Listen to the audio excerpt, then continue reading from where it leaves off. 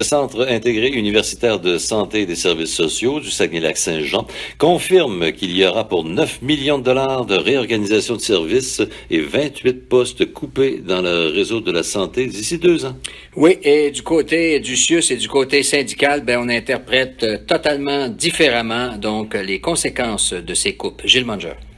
La présidente directrice générale du CIUS, Martine Couture, indique que l'équivalent de 28 postes seront abolis, dont 13 chez les infirmières, infirmières auxiliaires, inhalothérapeutes et psychoéducateurs. Vous savez qu'on a la sécurité d'emploi lorsque les postes sont abolis. Donc, ces personnes-là vont pouvoir se replacer à l'intérieur de l'organisation. Elle réitère que la loi l'oblige à maintenir le même niveau de service malgré les postes éliminés. À titre d'exemple, il y aura moins d'infirmières aux soins intensifs d'hôpital de Chicoutimi parce que les lits ne sont pas toujours utilisés. Il va y avoir du travail de soins infirmiers en moins sur cette unité-là. Mais la clientèle qui va avoir besoin des soins intensifs va avoir les services en soins. Le CIUS veut aussi économiser 3 millions de dollars en réduisant le taux d'absentéisme, principalement chez les infirmières.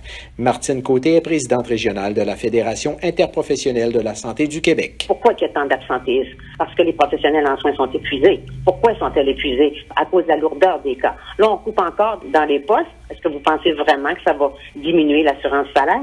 Jamais. Au syndicat PTS, la présidente Lynne Brie déplore ces compressions. Elle parle d'une réduction de services, dont dans les centres jeunesse. C'est de l'érosion. C'est une privatisation des services pure et simple. On voit les clients qui sont redirigés vers le secteur privé pour certains services. Les syndicats réitèrent que dans toutes ces compressions, leurs membres sont perdants pendant que les médecins s'enrichissent. Ici Gilles Munger, Radio-Canada, Saguenay.